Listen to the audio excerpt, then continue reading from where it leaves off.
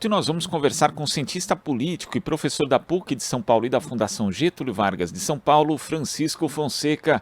Bom dia, Francisco. Bom dia, Glauco.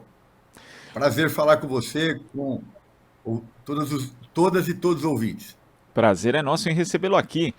Ontem, na verdade hoje praticamente, né, foi meia-noite e cinco, foi divulgada a pesquisa Quest, mostrando que o ex-presidente Lula está liderando com 46% das intenções de voto, enquanto Jair Bolsonaro tem 33%. E segundo os dados dessa pesquisa, Francisco Petista tem um percentual maior do que a soma dos seus adversários, alcançando ali 50,5% dos votos válidos. E tem alguns detalhes interessantes aqui que foram explicados pelo diretor do Instituto, Felipe Nunes, mostrando que a ampliação da vantagem de Lula é explicada principalmente pela melhora do ex-presidente no Nordeste, onde ele vence Bolsonaro por 65 a 19, e também entre os mais pobres, de 56 a 24. Mesmo com toda a campanha negativa do Bolsonaro, a rejeição do ex-presidente Lula não aumentou. Ao contrário, ela oscilou para baixo, de 47 para 44, enquanto Bolsonaro sim teve a rejeição aumentada de 52 para 55%.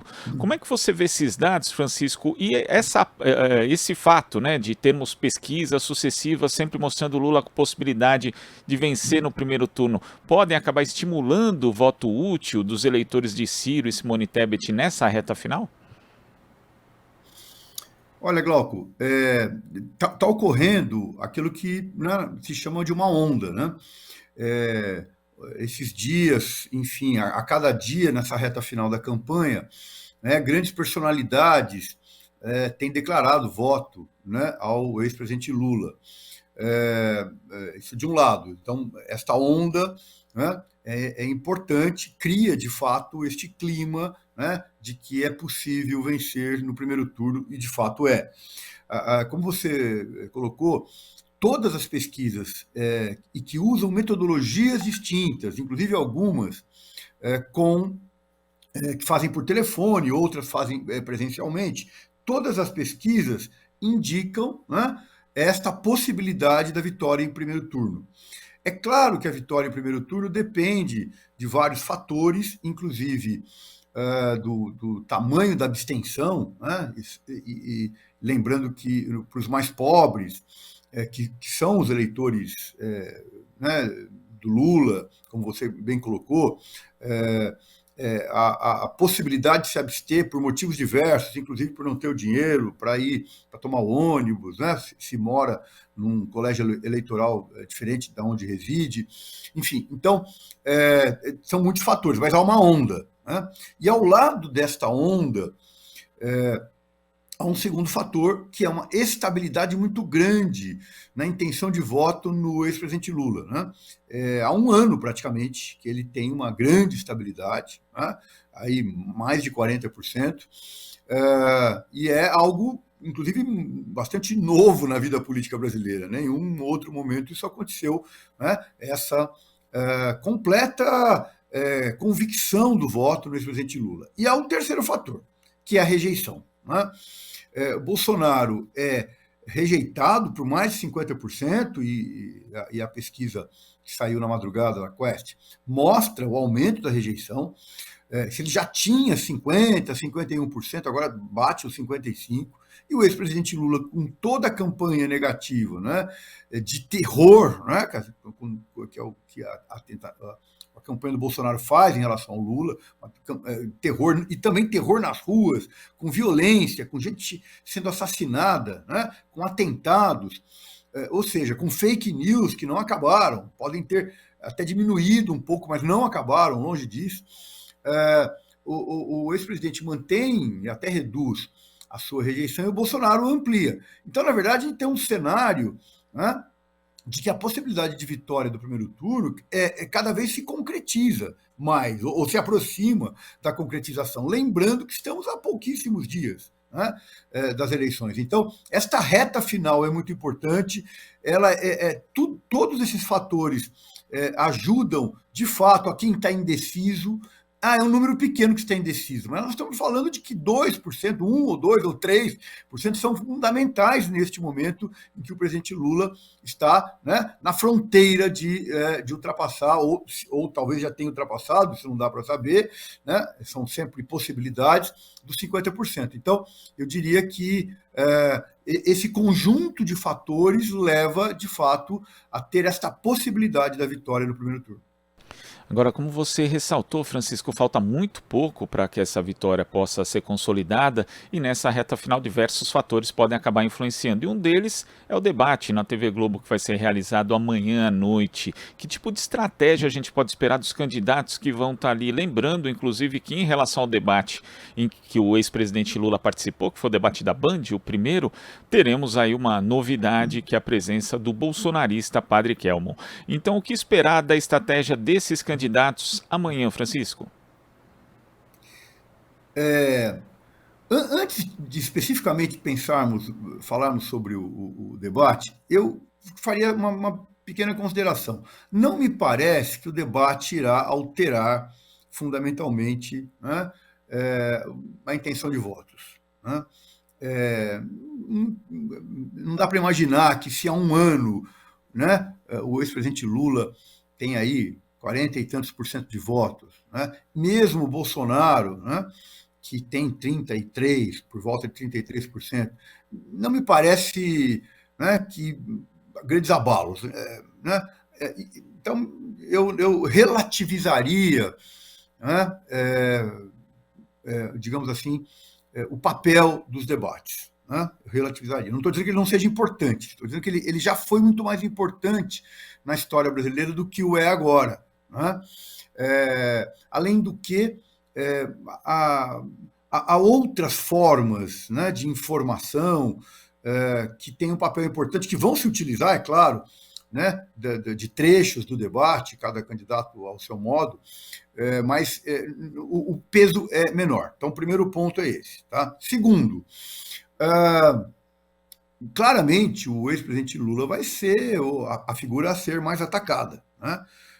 Porque a chamada terceira via, que não vai, né, chegar a lugar nenhum, mas pretende ampliar o número de votos, né? Simone Tebet tem 5%, né? Ciro 6%, né? Simone acho que até menos, Ciro 6%, enfim, os outros quase nada. Então, a ideia é tentar ter um pouquinho mais de voto, porque isso é um capital político. Né?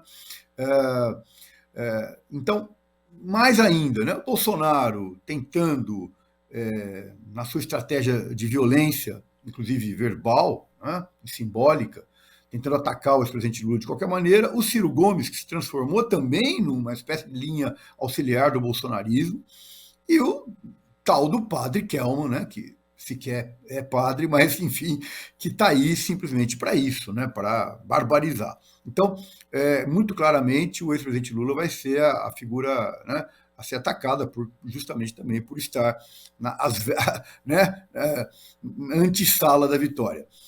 Acho que, diferentemente do debate anterior, que o ex-presidente Lula ficou muito, digamos assim, né, como se diz na linguagem futebolística, jogou parado, né? Estou ganhando, vou jogar parado. Acho que não. Essa é uma estratégia de tentar, né, sem entrar nas cascas de banana, né, nas armadilhas que serão colocadas, né, tentará ser mais incisivo contra os seus adversários e, sobretudo, apostar em propostas se diferenciando dos ataques. Essa, um pouco, me parece a estratégia que deve ocorrer.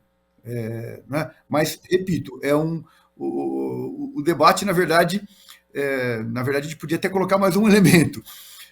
É muito menos um debate, né? É muito mais a tentativa de estabelecer lances, né, para serem estes lances a seu favor dos candidatos, para serem veiculados, né, em outras mídias. É um pouco essa ideia. Então, uma situação complexa, né, o chamado debate, mas eu também gostaria de reiterar que nós devemos relativizá-lo. Inclusive também adotando aí o jargão futebolístico, Francisco é mais ou menos aquele jogador que quer fazer uma ou outra jogada de efeito para depois aparecer no DVD, hoje não no DVD, no YouTube mesmo, e depois ser negociado, né? Então vai ser mais ou menos isso a sua expectativa em relação a esse debate. Exatamente. É um lance, ou alguns lances. E Francisco, em relação, a gente tem aí também, obviamente, e principalmente nessa reta final da eleição, que as pessoas começam a dar mais atenção para as candidaturas ao governo do estado, e a gente já vê alguns movimentos de virada ou crescimento de candidaturas alinhadas ao ex-presidente Lula. Por exemplo, no Ceará, na semana passada, já tivemos a virada de Eumano de Freitas sobre Roberto Cláudio, né, o candidato do PDT, já se aproximando bastante do capitão Wagner, e também na Bahia, o crescimento de Jerônimo Rodrigues. Ontem o IPEC de Minas Gerais mostrou que o ex-prefeito de Belo Horizonte, Alexandre Calil, também cresceu 5 pontos, se aproximando um pouco mais de Romeu Zema. Você acha que esse é um movimento que, dada a consolidação do voto que você aponta no ex-presidente Lula, pode acabar auxiliando também as candidaturas ao governo do estado que estão alinhadas ao ex-presidente? Sem dúvida, isso de fato está acontecendo. Na medida, né, em que o eleitor tem clareza de que o candidato ao Estado, né, tem um alinhamento com o seu candidato à presidência da República, esse é um fator, de fato, né, de que a popularidade se transfere, digamos assim, né? Mais ainda, Glauco, acho que tem um segundo aspecto.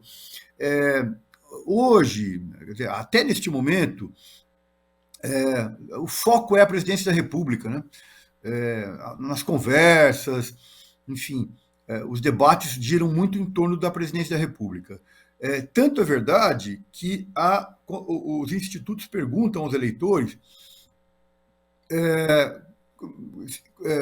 qual o percentual, né? Fazem um cálculo mostrando qual é o percentual de eleitores que não tem candidato a governador. E este percentual é muitíssimo mais alto do que a presidente, né? Quem está indeciso para presidente é muitíssimo menor, né?